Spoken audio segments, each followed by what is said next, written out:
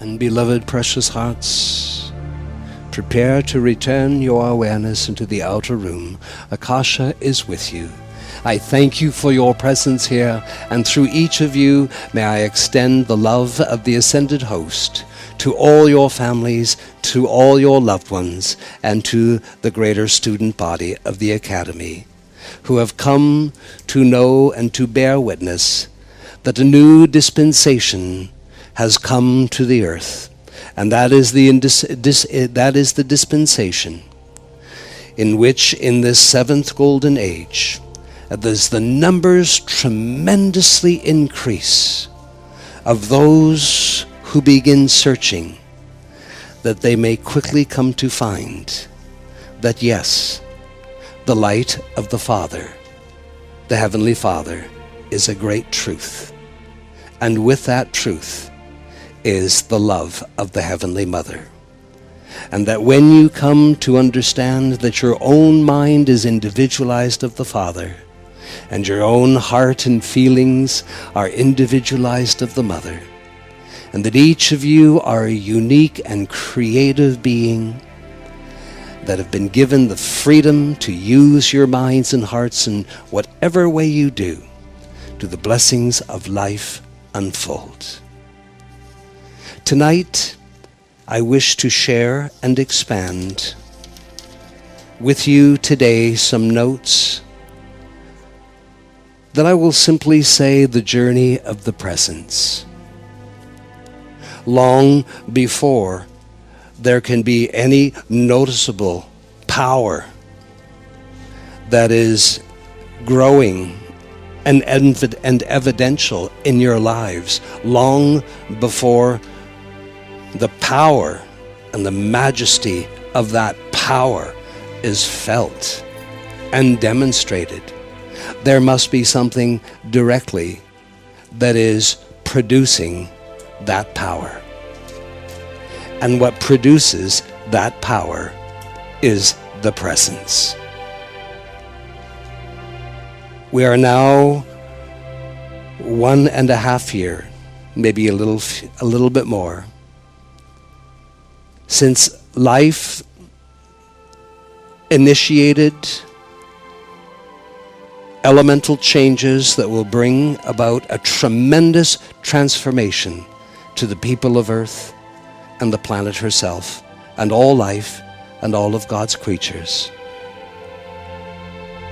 In December 2012, do you remember the date? The 21st. Well, it was between the 21st and the 22nd, so either date is correct to say.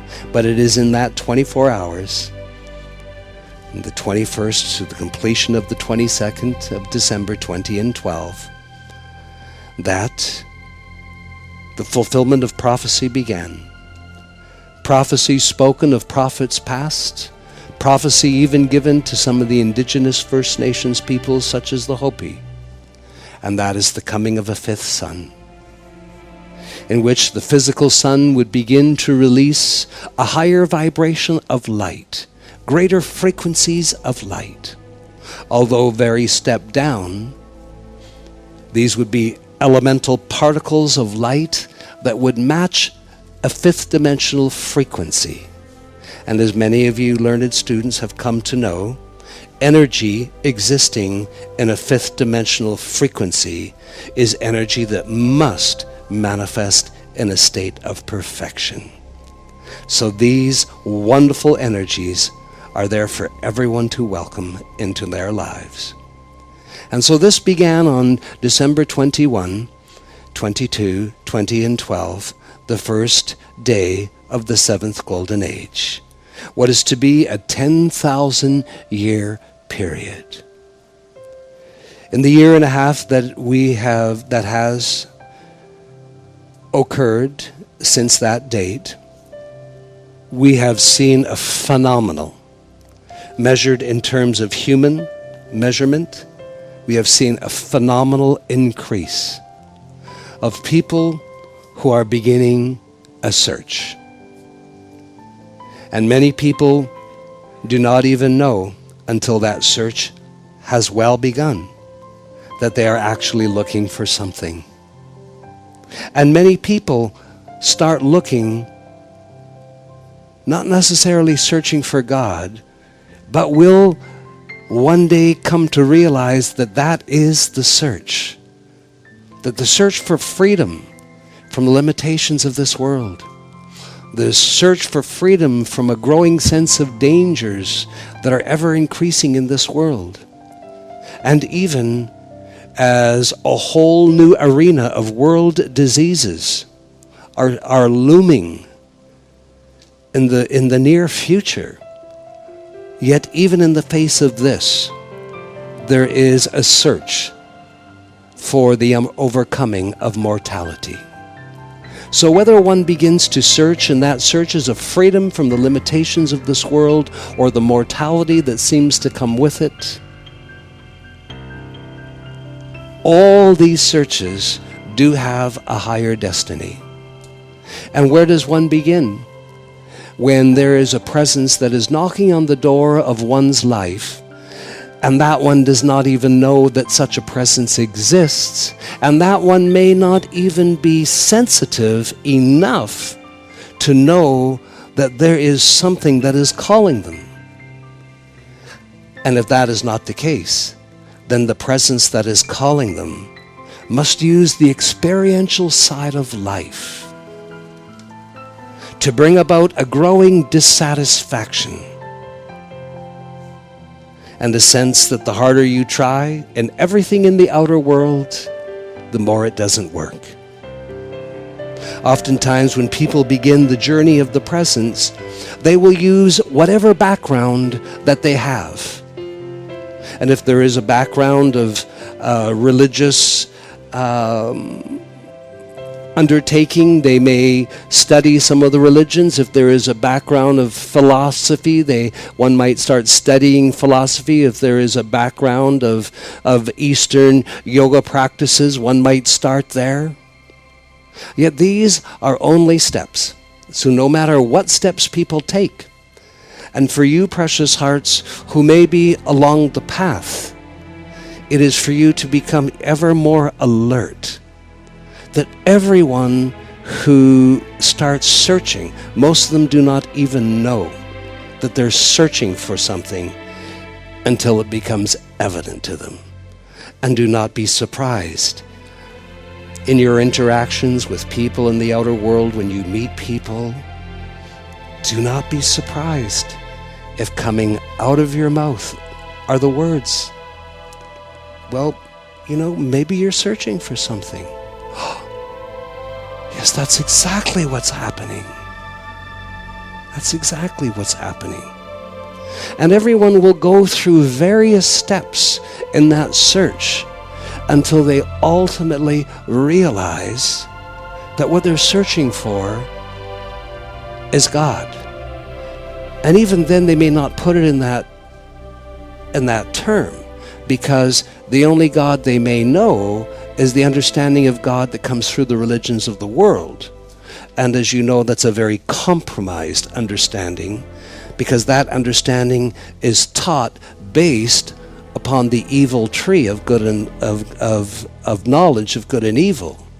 If you take that ancient religious teaching, the tree of knowledge of good and evil, if you remove that, majority of religions could come back to a pure state that is more representative of the original prophet, the original teacher, the original Christ being. So many who we are noticing phenomenal numbers.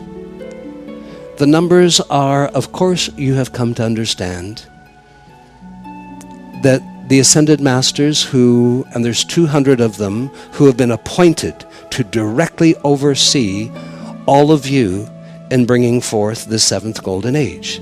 You also understand there's thousands of them that work behind the scenes, but there's 200 Ascended Masters, of which all of you have come to know many of them. You've come to know Saint Germain, you've come to know Quan Yin a lot better, you've come to know many of the great goddesses, you've come to know all the archangels, you can name them, Raphael, Uriel, Zachiel, Gabriel, Michael. You've come to know many of the goddesses, the goddess of light, goddess of joy, goddess of love, goddess of liberty, goddess of justice. You've come to know that these are not just statues, but they are real ascended beings that are living in the great realities. You've come to know Lady Nada, Serapis Bey, and you are growing a beautiful relationship with these ascended masters.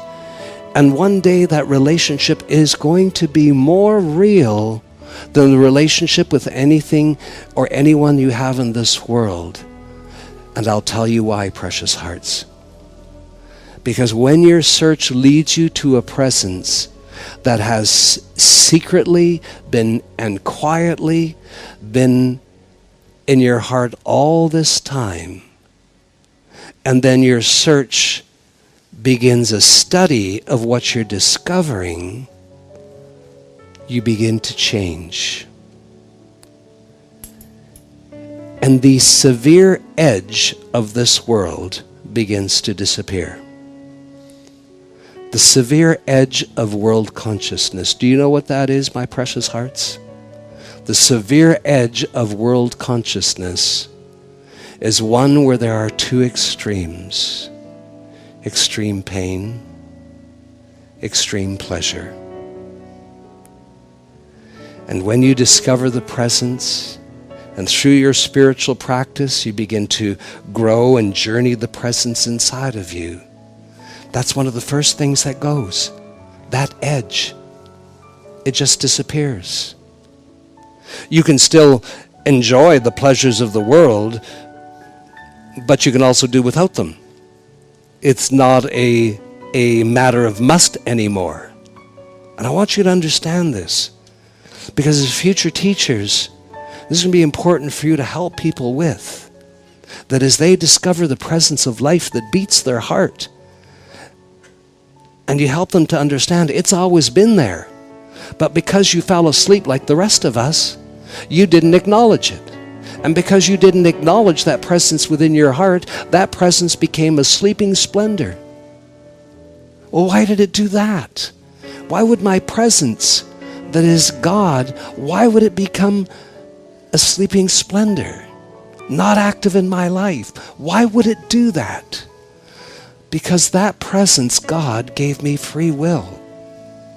And if I use my free will to forget, that presence must honor me, because in its knowingness, it knows that I'll eventually get ditched down here and turn back to it. So the journey of the presence is a journey of growing the presence in you. And as that presence grows in you, the changes that come, they're subtle, but they're real. And that's where the severity of painful emotion and the extreme of pleasures, those two extremes, painful emotion and emotion that is drenched in a seeming bounty of pleasure. Do you understand what I'm speaking into? That these get softened. They get massaged. They get lesser and lesser. And then went on this search for the presence, or the presence is searching for you. In truth, your own presence has been searching for you, even though it's hidden within your heart, longer than you have been searching for it. So when you discover that this journey of the presence is a journey that is going to take you to freedom, and you realize freedom cannot be lived in the outer world without a willingness to honor your own spirituality and to grow a great thirst of what is inclusive about your spirituality, what's included. And so you search and you find spiritual paths that are ideal for you. If your hunger is great, you may go through 20, 30 spiritual paths. You may read 100 spiritual books until in your own resonance, in your own inner truth, you are able to say this teaching here, this path, this, I'm at home. I am at home here. Any true and valid spiritual path will so honor you by reminding you in the beginning of the quest for awakening, for freedom, it is wise to be skeptical. Do not set that aside, because every teaching will tell you the truth. You've tried this many times. You have. But this is the first lifetime that you've tried this journey of becoming, this search who you are. This is the first lifetime that you've tried it when the sacred fire was in the world. And you could discover the sacred fire and begin to use it. And all of the previous embodiments where you decided to search for yourself, for life, for freedom, you didn't have the knowledge of the sacred fire. So your bodies continued to age and all of these things. And by and large, you ran out of time. And then whether you, in your next embodiment, chose to get back on searching for the path, you probably didn't. You probably came down and wandered in world consciousness and world belief systems until something spoke inside you and said, there's got to be more to life than what we're living. So you're on this amazing path. And as you all move in this path, there's two things to consider. Those who are going to come after you and how you have to look after them. They are the next ones to awaken. There's going to be so many. That's the first thing. And the next thing is to so simplify in your spiritual questing, to so simplify all of it by being able to understand this statement. It is the measure that I am able to increase of Christ consciousness that God fulfills itself in me, through me, and as me. It is the measure of Christ consciousness that I can attain each day, that I can increase, that determines the ability of God to fulfill itself in me, through me, and as me. You all have enough study that you can take that statement apart and understand what it's implying. So this is what's before all of you. So let's go back to the journey, because the journey of one is one of discovering that your spiritual nature, your spiritual identity, and then realizing that identity is not separate from the force that beats your heart. And then you discover we are not just biological beings. There is a spiritual force that is actually keeping the heart beating. And when you awaken to that spiritual force keeps increasing in you until it becomes a presence. Then as you acknowledge that presence, you commune with it quietly, inwardly. You speak to it through the power of decrees and calls. That presence increases in each of you. I am sure of the journey that is already behind you. Yet be aware to maintain this journey that is behind you in your memories as future teachers of God. Remember that each of you have had those moments in your own great awakening and searching where you have had fleeting moments in discovering this presence is inside your heart. You've had moments that you felt warm and fuzzy. You've had moments where you felt tingling sensations. You've had moments where you've been raised to another plateau in consciousness that you feel so much fulfillment and warmth and a feeling that all is well. And then tomorrow it's gone. You've had these moments. And each moment is a precious pearl. And then you realize that on this journey, you're stringing your own set of pearls. And the more pearls you get, then these experiences change. And you start becoming aware of your presence as you go throughout your day. That awareness of your presence is a twofold activity. One is that you're aware of what the presence can do for you. And the other is that you're aware of the things that you're not doing that would enable your presence to do more for you. Did you get that part? And that's where you discipline yourself and you say, come on, do your prayers, do your calls, lay down, meditate. If you don't do these things, you're not going to make yourself an open door. What's your job? What's your job? Your job is to make your life an open door for your true spiritual nature to spring forth. Yet when it does spring forth, it will spring forth in measure. A little bit today, come back tomorrow, a little bit tomorrow. It's the degree that you grow, the degree of that measure that grows each day in which you're raising yourself into higher consciousness, that the higher consciousness of God begins to fulfill itself in you and through you and as you. All of you. And one day, all the people of earth are returning home. Returning home, the big mistake that all travelers and all searchers must realize is going home is not a place that you go to. Your planet wants to go home. What does that mean?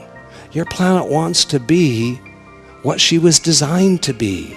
She wants to go home and be that Garden of Eden, exist in plantations of perfection. She doesn't want to go anywhere. She knows her home's in the solar system. But she wants to be free of all the turmoil and all the problems that plague this planet. And you all know that the journey of coming home is a journey back to self. It's a journey of searching, it's a journey of exploration, and it's a journey where you start having spiritual experiences. And then you say, if they could happen a little bit more often. And then you get pulled out. The problems of the world will pull on you and pull on you. In fact, the closer you get to communicating and connecting with this presence that's now growing in your heart, what's growing in your heart secretly that the world cannot see is threatening everything that is in this world, that is of darkness and the sinister force. And even that which is not the sinister force or darkness, just the world consciousness of duality, is threatened by what you are secretly growing and is increasing in measure in your hearts. And so in this journey, you're also invited to remind yourself as often as you can, what is the Christ? What is the Christ? In words that could be workable to your understanding. That with a little study, you could say, yeah, I understand that. You also know that understanding in our teachings is of the mind. Comprehension. I comprehend that. That comes from the feelings. That's the heart. So you can have the understanding. If I say to you, what is the Christ? I will follow that with another. What is the Christ in the mind of an individual? I will say it by asking another question. What is the activity of truth acting in the mind of a person? I gave you the answer in the first question. The Christ. The Christ is not a person. The Christ is an activity of truth, illumination, enlightenment, acting in the mind of an individual.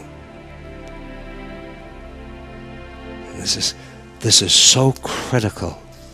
And all of you who have worked to balance ego and opening your hearts to the great equalizer, that which keeps ego balanced, it is so important that you remind yourselves that Christ is not a person. The Christ is the activity of truth acting within one's consciousness. That's why I study. That's why I seek higher wisdom.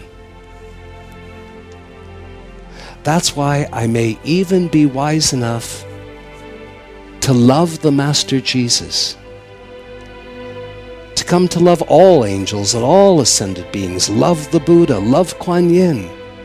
But you love the Master Jesus because you have come to understand he left a public record. He left an etheric record in the atmosphere of earth. His attainment. Is it reasonable for you to have a secret quest in your hearts? Is it reasonable for you to secretly desire to have that mind that was in Christ Jesus? Would it be magnificent to have that mind that was in Christ Jesus?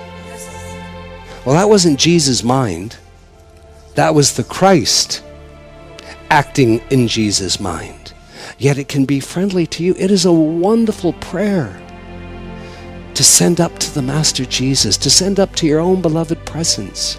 Lift me and raise me, illumine my mind, for I so desire to have that mind that was in Christ Jesus. The mind that was in Christ Jesus was the Christ mind.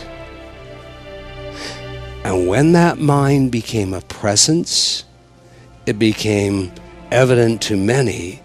And after it became a strong presence, what did it next become? My opening remarks, it became a tremendous power. So we must not get ahead of ourselves, and we must not fall back. Tremendous power. Each of you will have producing through the lives that you've been given. And it's the presence that will produce that power. And you also have come to know, precious hearts, that if a student is to fulfill the quest of why am I here, who am I am an individualization of God. The Father has given me a mind, the Mother has given me a heart and soul. How I use that mind, how I use my heart, soul, that's totally up to me. That's free will. That is how much the Mother and Father have loved each of us, that they've given us the instrument of the mind, the instrument of the heart. Yet beyond the mind, I remain. Beyond the heart, and even beyond the soul, I remain. I have a soul. I have a consciousness. I have a mind. This is deep acknowledgement from one who is searching. So then the question must stand. If you don't let it stand, it will come running after you. So you best ask that question now. Then who is this I that I am?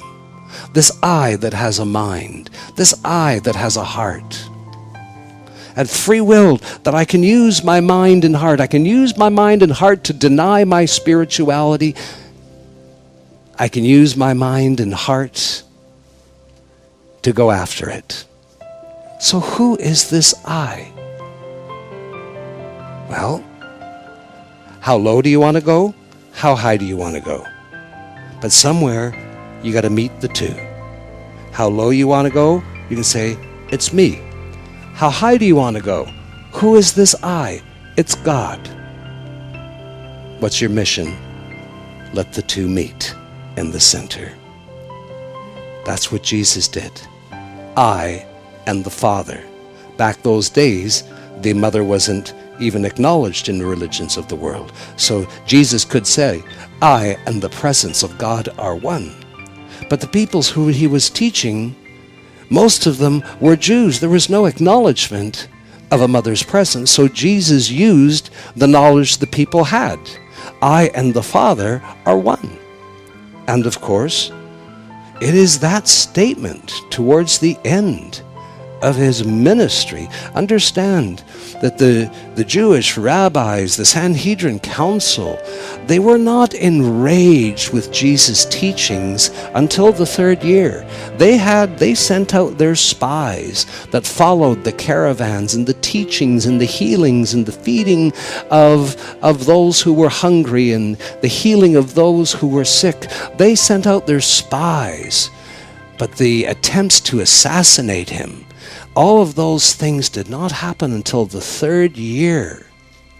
And that's when the Sanhedrin Council of the Jewish rabbis heard statements that Jesus was claiming that he and God the Father were one. How dare you, blasphemy!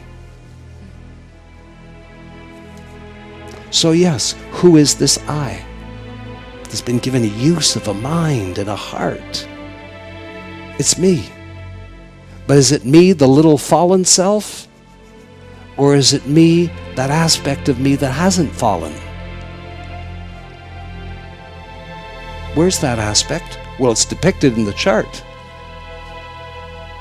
So when we look at the chart, we have I, the individualization of God in all its glory. We turn to the lower portion of the chart, we have I, little me, little self, who forgot who I was. I'm turning my attention back to this I. And what is the journey? The journey that is before every one of you is to increase the measure of Christ acting in your consciousness. Increase the activity of truth acting in your consciousness. You are all wise. You invest your time. You invest your energy. Sometimes energy comes in the form of money. You invest in your spiritual growth. So it is wise to ask yourself, why do I study? Why do I go to class? Why do I attend conclaves? Why do I do this? Well, hopefully it's going to increase the activity of truth acting in my consciousness, because when enough activity of truth starts acting in my consciousness, I can relax. And here is a big part of the journey.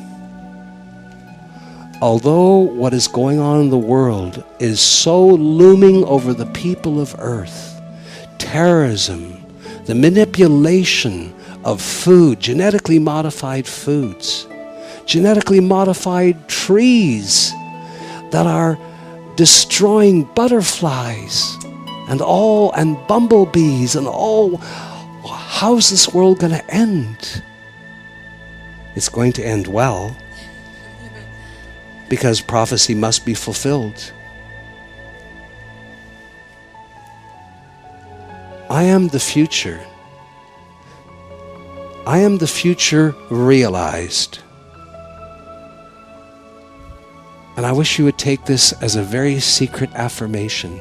I am the future realized. I am the future actualized. It's a wonderful thing to have a great realization. But to bring that realization into a physical manifestation of experience, that's actualization. That's what brought you into the outer world. The physical manifestation. That's what's been the greatest challenge down here. The greatest challenge in world consciousness is the edge of world consciousness. And that is where emotional pain and emotional pleasure where one can enter into each of these two extremes. And those extremes get used by the appetites of the human self.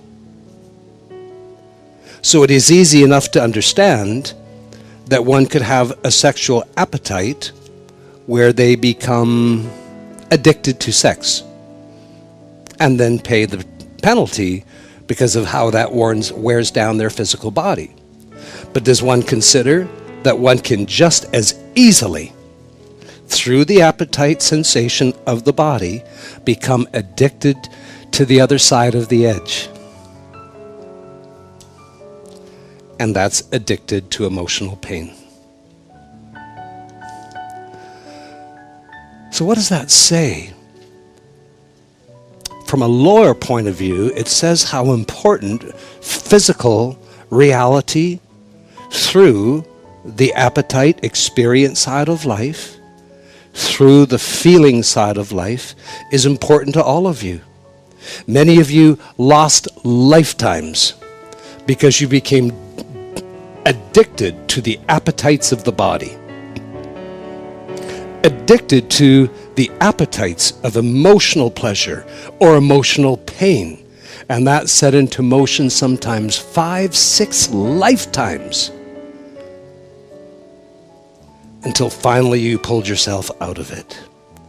But the point, when you look back of it, was that all for naught? Was there a purpose in all of that? Or can you anoint that with purpose so you can be free of it?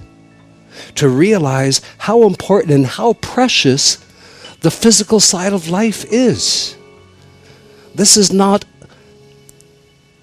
universe is a constant universe of deep thought, emotional, provocative realization that seeks actualization through physical experience and manifestation.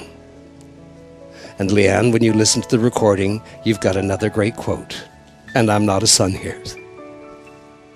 The universe is provocative, in which all the forces in the universe are desiring to move, forces moving to bring about tremendous creative realizations.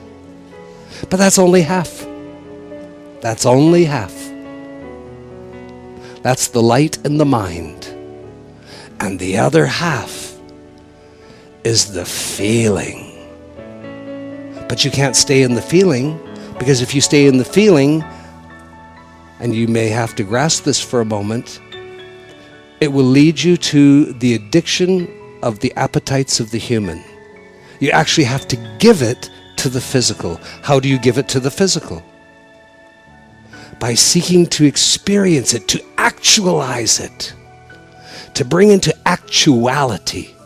It's the great gift of creator beings that all of you are, that you can have a realization and then seek to move through, to make effort and take action to bring your realization into a manifest physical reality. You are all on this amazing journey. And for yourselves and as future teachers, for you to realize that this journey is removing from every one of you another edge. You see, you've lived in the edge of consciousness for so long, precious hearts. So the journey is back to the heart, back to the center. And another edge that you've lived on for so long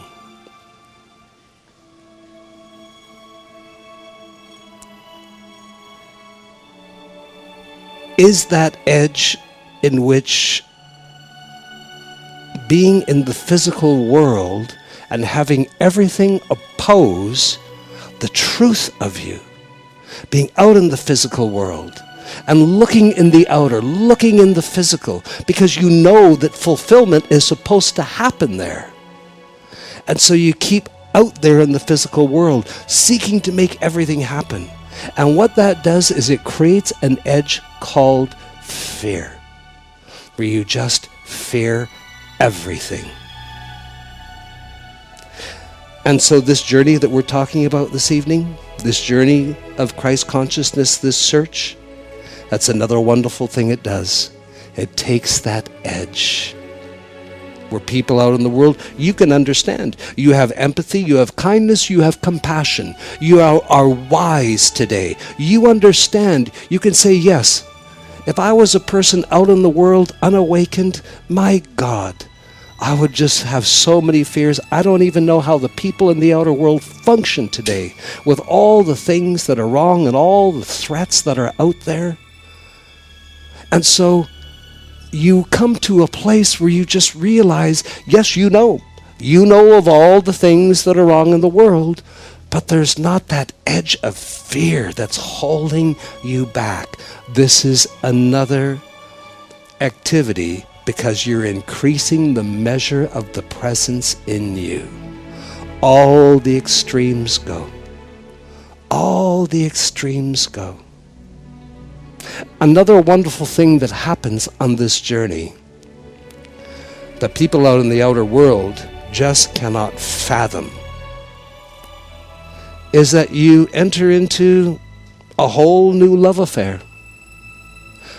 No love affair in the physical is complete without loving what is presently invisible. What is presently invisible is your own inner consciousness, your own higher consciousness, by whatever name. You must grow in love of that invisible, because when you do, there's another transition that happens in this journey. You come to a place where a new love affair. Are you ready for it? This time, this love affair is you grow in love with yourself. You start loving yourself in ways that you never thought possible.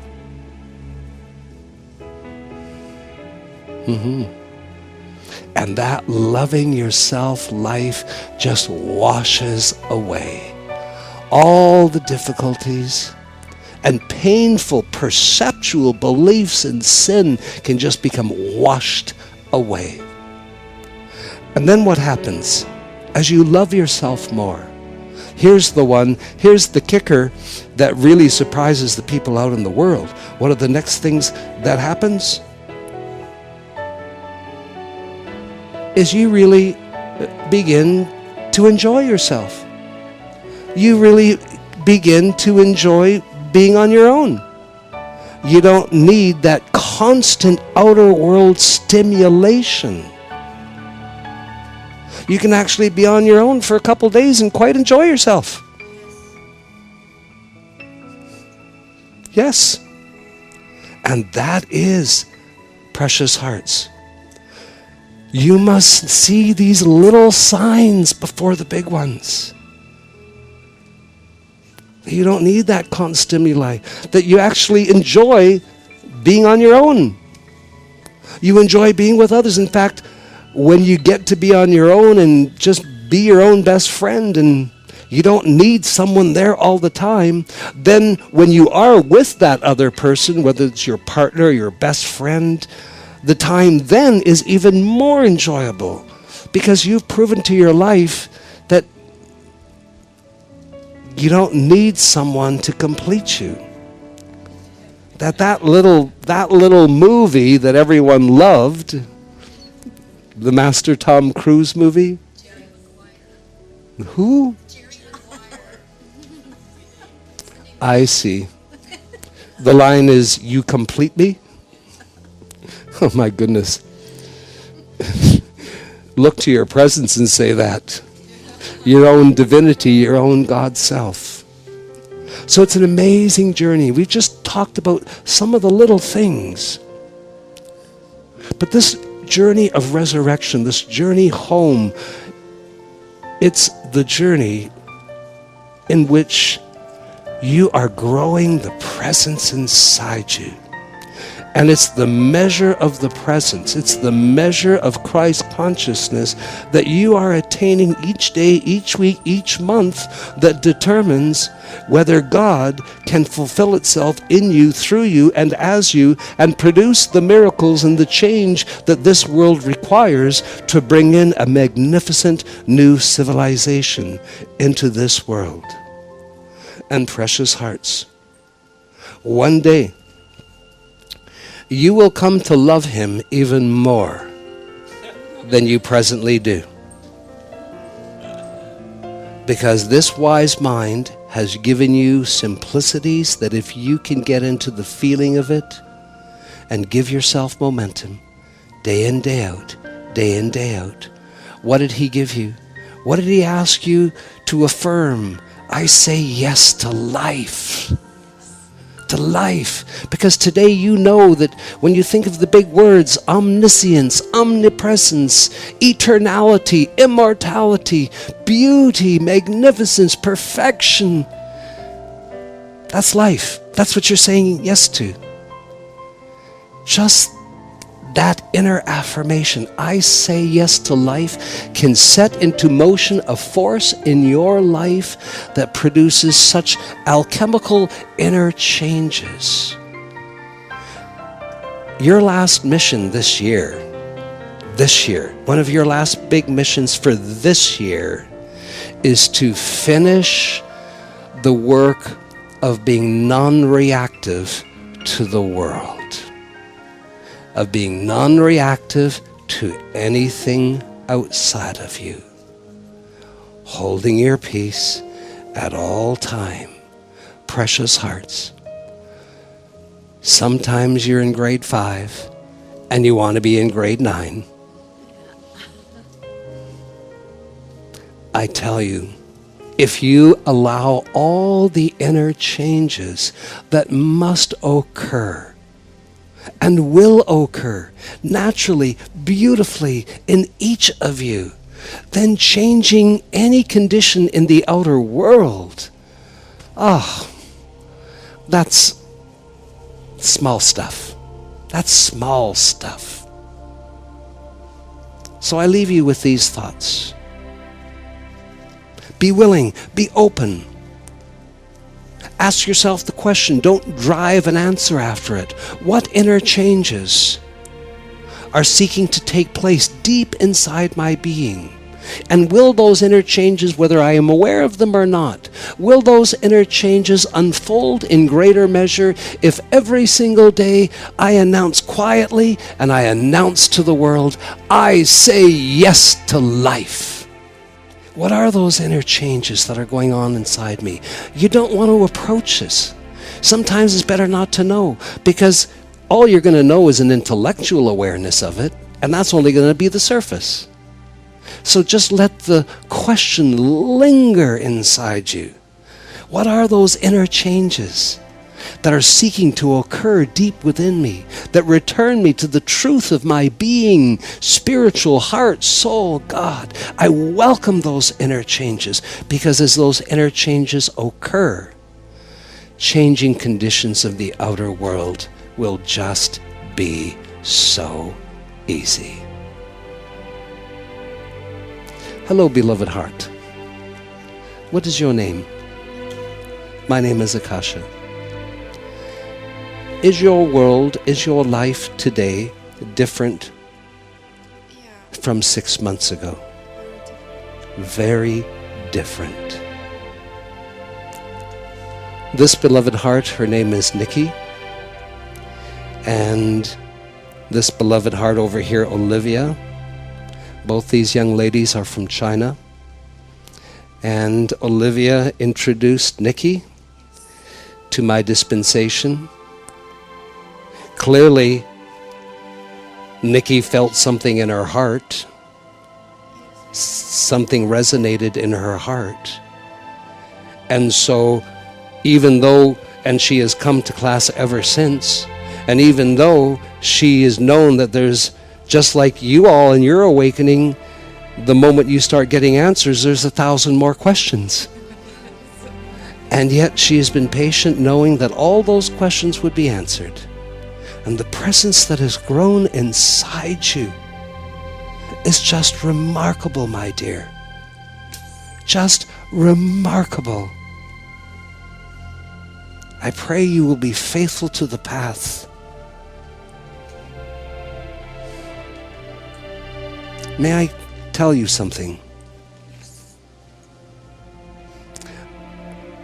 Do you know who your Ascended Master sponsor is? Yes, the great world teacher. Yet beyond Leto, there is one, and it's not just because she is of the Oriental bloodline. It is because long ago you had a tremendous connection with her. And she is Quan Yin. And to those Ascended Masters that live in the greater dimensional realms, beloved Quan Yin, do you know that when she was in the world, she loved the world so much, and she became so spiritually awakened. And the great cosmic beings came to her. The great Lord Maitreya came to her and said, Quan Yin, let me take you home to your freedom. You have proven yourself. You've spiritually awakened. You've saved in people's lives. Let me give you your freedom in the ascension, and then you will be a great Ascended Master like I am. Those are the words of Lord Maitreya coming to Quan Yin.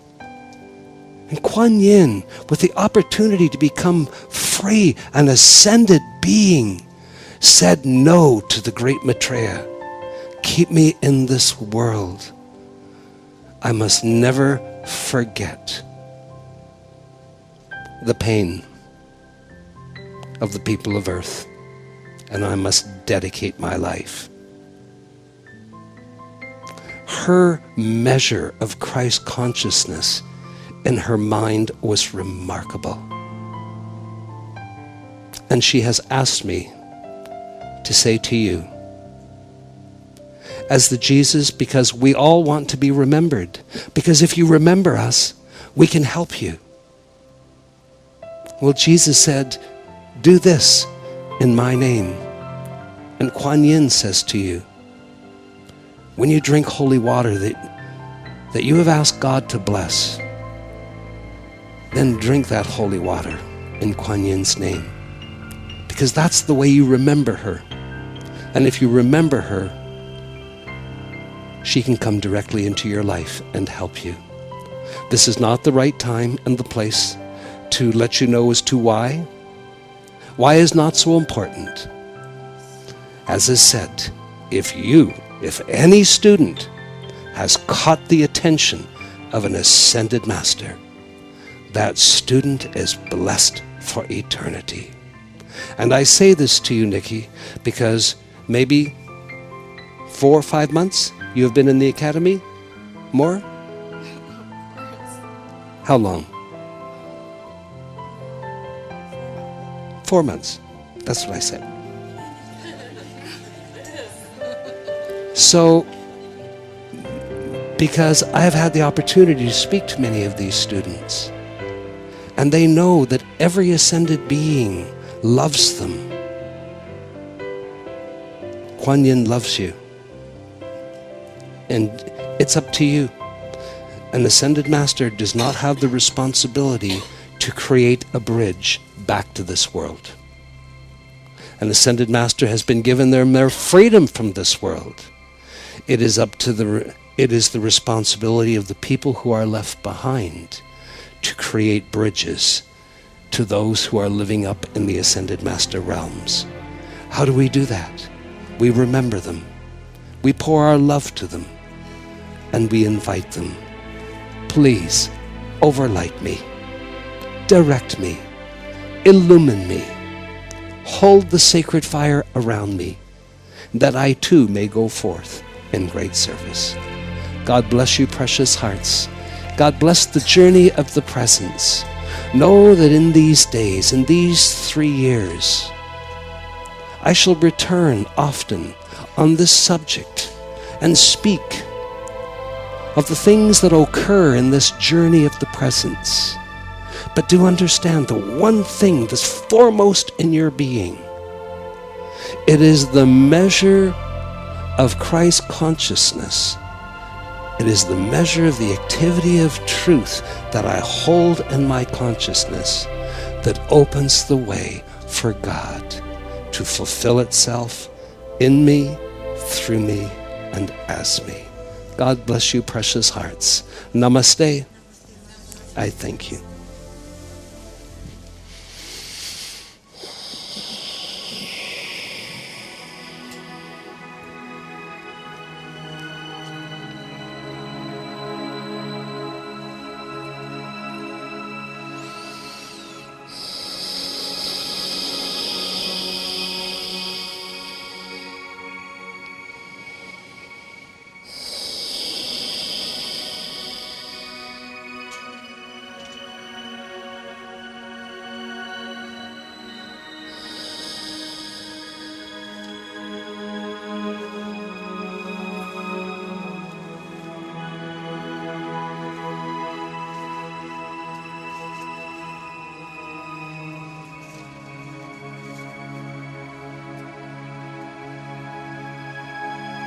Well, I have decided to do something that a son does often.